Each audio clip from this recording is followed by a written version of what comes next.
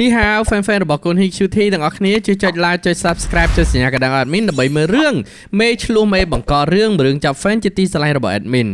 ស៊ូជីនគឺជាតួឯកស្រីដែលត្រូវបានឪពុកបង្កើតរួមជាមួយនឹងម្ដាយចុងនិងប្អូនចុងបើកឡានបុកដើម្បីសម្លាប់បំបត្តិផតតាំងហើយលេបតបាក់យកទ្រព្យសម្បត្តិដែលជាគេមរតករបស់ស៊ូជីនយកទៅទាំងអស់នៅចុងបញ្ចប់នៃជីវិតតួស្រីរបស់យើងគាត់ក៏បានចាប់ជាតិឡើងវិញដោយការប្រាថ្នាបួងសួងមុនពេលស្លាប់ថានឹងសងសឹកពួកនេះទាំងអស់នៅពេលដែលខ្លួនមានជីវិតត្រឡប់មកវិញពេលហ្នឹងគឺទេវតាពិតជាឲ្យជីវិតត្រឡប់មកវិញពិតមែនប៉ុន្តែអ្នកនរគ្នាជីវិតមកលើកនេះគឺស៊ូយីនមិនមែនជាក្មេងស្រីដែលស្លូតទៀតទេ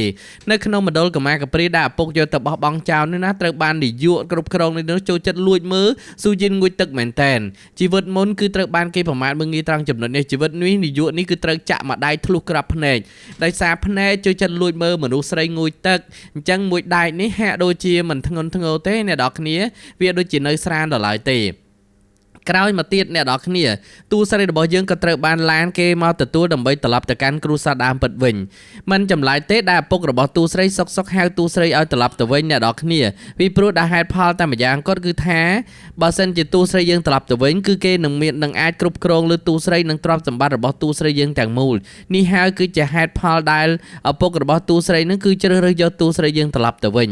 ពេលនឹងដែរអ្នកនរគ្នាមកដល់ផ្ទះលើកនេះតួស្រីរបស់យើងកាចខុសពីធម្មតាមិនមែនជាតួស្រីលើកមុនដែល slot ហើយគួរអាណិតទេតែជាមនុស្សស្រីដែលកាចសាហាវមកដល់នាង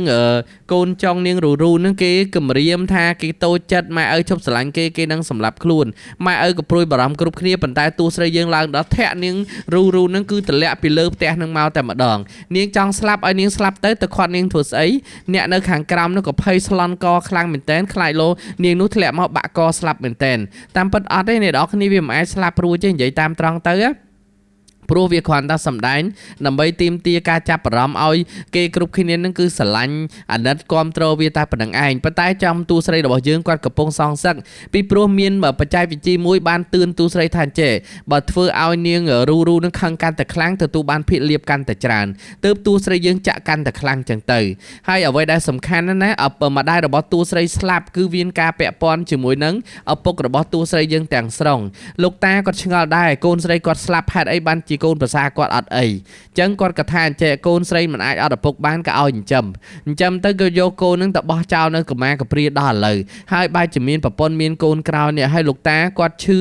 ដោយសារតែគាត់មានរបួសបំបែងកញ្ចក់មុតពេញខ្លួនបានន័យថាវាអត់សង្ឃឹមរស់អ្នកនរគ្នាព្រោះភាពល្អិតនៃបំបែងកញ្ចក់គឺពិបាកក្នុងការដកចេញនិងស្វែងរកខ្លាំងណាស់ដល់ហើយអញ្ចឹងទៅ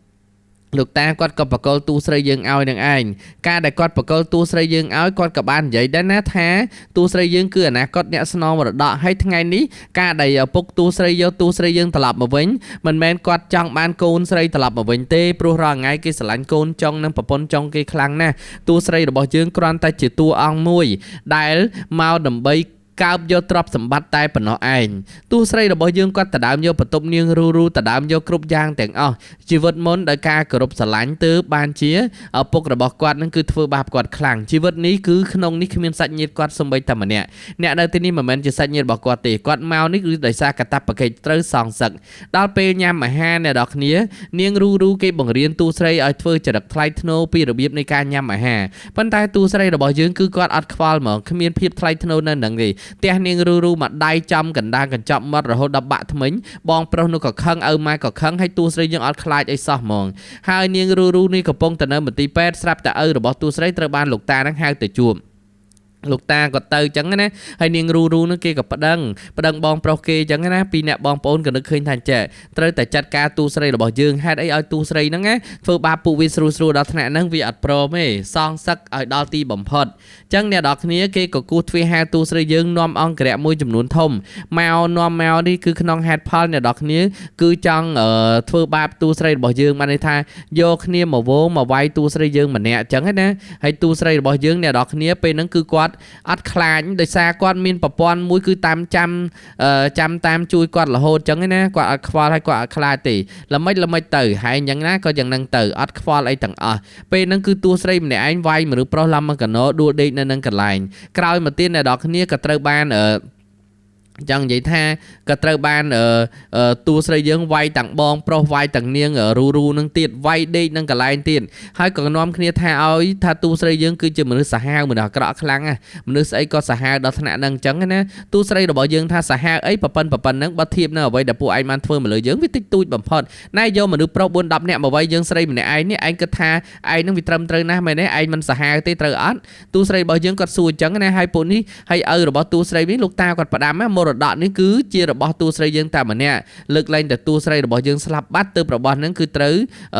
បានទៅលើឪហ្នឹងអញ្ចឹងបានឪនេះគ្រាន់តែឃើញអញ្ចឹងភ្លាមថាអត់អីទេចាំគាត់មើលថែទាំកូនស្រីនឹងឲ្យបានល្អបំផុតមិនបាច់បារម្ភទេចង់និយាយថាលោកតាហ្នឹងគាត់ក៏លឺចឹងរំភើបចិត្តហើយពីអ្នកប្តីប្រពន្ធគេនិយាយថាអញ្ចេះបាច់បារម្ភទេណាបើសិនជាអញ្ចឹងហើយវាជាឱកាសល្អហើយយើងរៀបផែនការសម្រាប់វាទៅបើសិនជាវាស្លាប់បាត់ទៅគឺលែងមានបញ្ហាសម្រាប់ពួកយើងហើយអានេះគឺជាគំនិតស្មោកគ្រោករបស់ពួកនឹងផ្ទាល់អ្នកនរគ្នាដែលដូចថាចង់សម្រាប់ទូស្រីហើយទូស្រីយើងដឹងស្រេចដឹងថាពេលឪពុកនឹងមកពីជួបលោកតាវិញគឺគេនឹងមិនឲ្យទូស្រីយើងចេញក្រៅផ្ទះទេបានន័យថាឃុំទូស្រីយើងនៅក្នុងផ្ទះខ្លាចទូស្រីយើងទៅជួបលោកតាប្រើគ្រប់មធ្យោបាយប្រើគ្រប់វិធីអ្នកនរគ្នាអញ្ចឹងហើយគាត់ចាប់ផ្ដើមរៀបចំផែនការបែបហ្នឹងតែម្ដងទៅទូស្រីរបស់យើងដឹងថាគេនឹងមិនអនុញ្ញាតឲ្យគាត់ចេញទៅខាងក្រៅទេហើយគាត់ក៏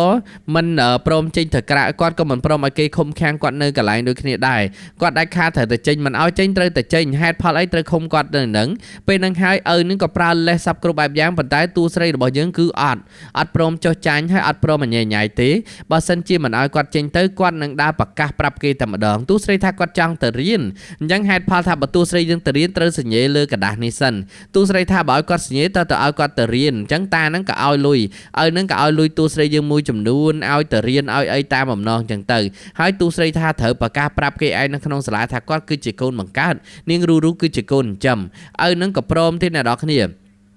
និយាយទៅព្រមតាមលក្ខខណ្ឌទាំងអស់ឲ្យតែថាតួស្រីរបស់យើងនឹងគឺព្រមសញ្ញេលើឯកសារមួយស្លឹកហ្នឹងទីបំផុតអ្នកនរគ្នាតួស្រីរបស់យើងគាត់ក៏ព្រមសញ្ញេពិតមែនគាត់មិនសូវបដិសេធហើយគាត់ក៏មិនសូវប្រកែកដែរដោយសារគាត់ដឹងរួចស្រេចហើយថាគាត់នឹងត្រូវបានគេវាយប្រហារបែបហ្នឹងអញ្ចឹងគាត់អាចធ្វើបានអ្នកនរគ្នាគាត់អត់ខ្លាចអ្វីទាំងអស់មកដល់សាលារៀនគឺនាងរូនឹងគឺបានប្រកាសប្រាប់គ្រូហ្មងថាតួស្រីយើងគឺជាក្មេងស្រុកស្រែមកពីស្រុកស្រែគ្រាន់តែជាក្មេងដែលមកគ្រូសាយកមកចិញ្ចឹមអីណាអញ្ចឹងណាទូស្រីរបស់យើងគាត់ក៏លៀងត្រឡប់ទៅវិញទាំងបងទាំងប្អូននឹងតែម្ដងអត់សូវខ្លាចទេថាឲ្យនិយាយឲ្យបានច្បាស់មុននឹងនិយាយអីគឺនិយាយឲ្យបានច្បាស់និយាយមិនច្បាស់ទេគឺគ្រោះថ្នាក់ដល់ជីវិតហើយប្រាប់ទុកមុនណាគឺទូស្រីរបស់យើងគាត់បានបញ្ជាក់អញ្ចឹងហ្មងហើយពួកនឹងគឺអត់ហ៊ានជាមួយនឹងទូស្រីទេអ្នកនរគ្នាដោយសារតែហេតុផលដែលមិនហ៊ាននឹងគឺតួស្រីរបស់យើងគាត់កាចហើយក៏ធ្លាប់បានវាយពួកនឹងម្ដងហើយដែរអញ្ចឹងហើយបានជាពួកនឹងគឺវាខ្លាចខ្លាំងអ្នកនរគ្នាបាត់ហ៊ានប្រឈមមុខអត់ហ៊ានប្រឆាំងជាមួយនឹងតួស្រីយើងទេអញ្ចឹងទៅស្រាប់តែពេលនឹងដែរគឺនាងរូគេថាចែកខ្ញុំអត់ព្រមទេដែលឲ្យវាមកឡើងចាងហើយធ្វើឲ្យខ្ញុំបាត់មុខបាត់មាត់នៅក្នុងផ្ទះបែបនេះខ្ញុំត្រូវតែសងសឹកខ្ញុំត្រូវតែចាត់ការវាតែឲ្យបងប្រុសថាមិនបាច់ភ័យទេប្អូនស្រីចាំបងចាត់ការឲ្យនាងមិនអាចឈ្នះប្អូនបានទេហើយនាងក៏មិនអាចធំជាងប្អូនបានដែរបងប្រកាសហើយណាបងប្រកាស 100% បងគឺជាមនុស្សទី1ដែលជាអ្នកការពារប្អូននេះឯងអញ្ចឹងទៅអ្នកនរគ្នាទូស្រីរបស់យើងនឹកឃើញថាអូយពួកអស់នេះវាមិនអស់ចាណាទេណាជើមើលនៅក្នុងសាលានេះត្រូវបានទូស្រីយើងក្លុកឡើងបែបពពុះមាត់ស្គូលអ្នកនរគ្នាក្លុកសាហាវណាគឺមិនឲ្យពួកនេះធ្វើបាបតួស្រីចង់និយាយថាមិនឲ្យពួកនេះធ្វើអីតាមតែចិត្តបានស្រួលទេគឺមកក្លុកតែម្ដងដល់ពេលហើយអាបងប្រុសនេះក៏ខឹងមករករឿងតួស្រីអត់ខ្លាចហើយនាងនេះគេមានសង្សារគេអ្នកនរគ្នាសង្សារគេគឺគ្រូសារៀងគ្រាន់បើដែរណាអាហ្នឹងអាយ៉ាងហ្នឹងណាអាយ៉ាងហ្នឹងគឺជាសង្សាររបស់នាងរូនេះឯងអញ្ចឹងគេក៏ព្រួតគ្នាដើម្បីវាយតួស្រីរបស់យើងធ្វើបាបតួស្រីរបស់យើងការព្រួតគ្នារៀងសាហាវគួសមដែរអ្នកនរគ្នាដល់ពេលហើយតួស្រីរបស់យើងមានខ្លាចចាណា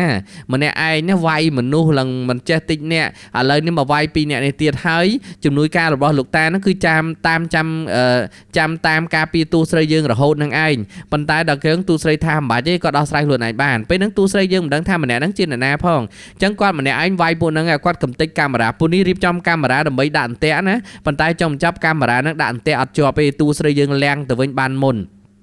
ចឹងហើយគេថាអញ្ចេះទូស្រីយើងគឺសាហាវខ្លាំងណាស់មិនសាហាវទេបើធៀបអំពួកឯងហ្នឹងគឺមិនសាហាវទេតិចតួចតែប៉ុណ្ណោះឯងដល់ហើយទៅអ្នកនរគ្នាស្រាប់តែ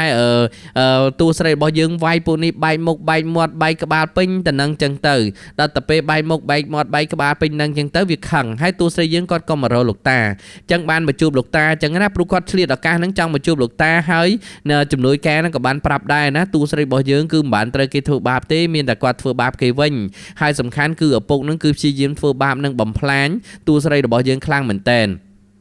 ដល់ពេលអញ្ចឹងទៅបានលោកតាក៏ថាអូតាមពិតគឺដល់ថ្នាក់ហ្នឹងឯងមិនអីទេចាត់ការពួកនេះតាមការគួរព្រោះលោកតាក៏និយាយថាគាត់មិនអាចបដ ாய் ឲ្យគេធ្វើបាបចៅរបស់គាត់បានទេចៅរបស់គាត់ត្រូវតែមានសុវត្ថិភាពបំផុតអញ្ចឹងលោកតាគាត់និយាយបែបហ្នឹងណាហើយទូស្រីរបស់យើងក៏ថាចេះលោកតាអាចស្លាប់បានទេគាត់នឹងព្យាបាលលោកតាហើយគ្រូពេទ្យក៏ថាចេះគេព្យាបាលមិនបានផងទូស្រីយើងជាស្អីហេតុអីអាចព្យាបាលលោកតាបានទូស្រីរបស់យើងក៏ថាចេះនៅឲ្យស្ងៀមទៅណាខ្ញុំបដ ாய் ឲ្យខ្ញុំធ្វើម្ដងទៅអញ្ចឹងពេលហ្នឹងគាត់ក៏បានបដ ாய் ពិតមែនអ្នកនរគ្នាដល់តែពេលបដ ாய் ទៅឃើញថាបានផលណាទូស្រីរបស់យើងគាត់ក៏បានព្យាបាលលោកតាហើយគាត់បានដកកញ្ចក់រាប់ពាន់នៅលើខ្លួនរបស់លោកតាចេញមកទាំងអស់ហើយគឺក៏ភ្ញាក់ផ្អើលថាអូលោកតាប៉ាកែណា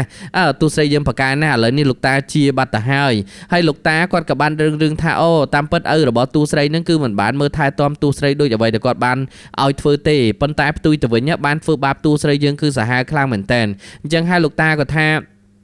បើគេធ្វើដល់ថ្នាក់ហ្នឹងលើចៅចឹងតាក៏មិនទុកមុខទុកមាត់ឲ្យគេទៀតដែរណាយើងគួរតែចាត់ការគេតាមហ្នឹងទៅដល់តែពេលហ្នឹងហើយទៅអ្នកនរគ្នាទូស្រីយើងថា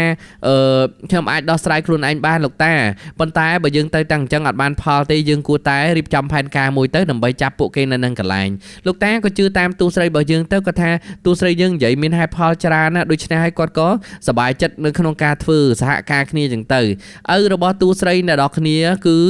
ចាំតាមធ្វើបាបទូស្រីដោយថាជន់កែងសង្កត់កយកតែម្ដងអត់សូវបានគិតពីអារម្មណ៍របស់ទូស្រីយើងត្រូវជួបបញ្ហាអីទេគឺអត់មានទេអញ្ចឹងហើយបានជាពេលហ្នឹងដែរគឺទូស្រីរបស់យើងមកជួបមុខចឹងទៅហើយគេក៏បន្ទោសទូស្រីយើងនេះហើយស្រាប់តែចេញព័ត៌មានថាលោកតាស្លាប់បាត់ទៀតអ្នកនរគ្នាអើយនៅពេលដែលព័ត៌មានថាលោកតាស្លាប់បាត់ណាគឺម្នាក់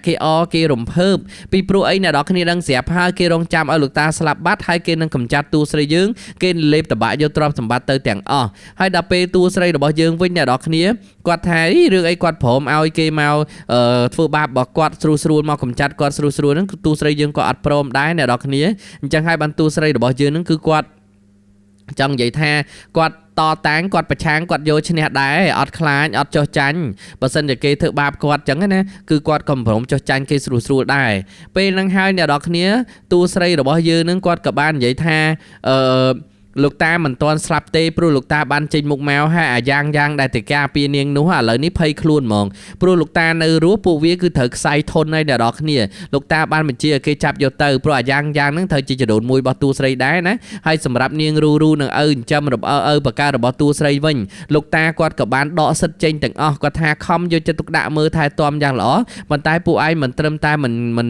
យកចិត្តទុកដាក់លើកូនស្រីខ្លួនឯងទេបែរជាធ្វើបាបកូនស្រីខ្លួនឯងដល់ហ្នឹងអូសវាចេញទៅហើយចាប់វាដាក់គុកទៅពួកវាមិនគូមានមុខនៅទីនេះទៀតទេហើយឥឡូវនេះម្នាក់ក៏យំអង្វរទូស្រីរបស់យើងសុំទោសទូស្រីសុំឲ្យទូស្រីយើងអាណិតតែទូស្រីយើងថាអត់ទេគ្រួសាររបស់ខ្ញុំមានតែម្នាក់ឯងមិនអាចមានច្រើនអ្នកទេហើយខ្ញុំមានតែលោកតាតែម្នាក់គត់ណានៅលើលោកនេះគ្មាននរណាល្អជាងលោកតាទេអ្នកទាំងអស់គ្នាគ្រាន់តែជាមនុស្សអាក្រក់ដែលចាំធ្វើបាបនឹងជន់ឈ្លីខ្ញុំតែប៉ុណ្្នឹងឯងលោកតាក៏ថាណាហើយចុះចាប់ពីពេលនេះតទៅគឺមានតាម្នាក់បានហើយឥឡូវនេះទូស្រីយើងជួបគូព្រេងគឺមហាសទ្ធិដែលមានបំផុតត្រូវបានគេធ្វើបាបទូស្រីយើងគាត់ក៏បានជួយឲ្យសង្គ្រោះចឹងណាអ្នកនរគ្នាហើយនឹងគឺជាមហាសទ្ធិលំដាប់ពិភពលោកណាអ្នកនរគ្នា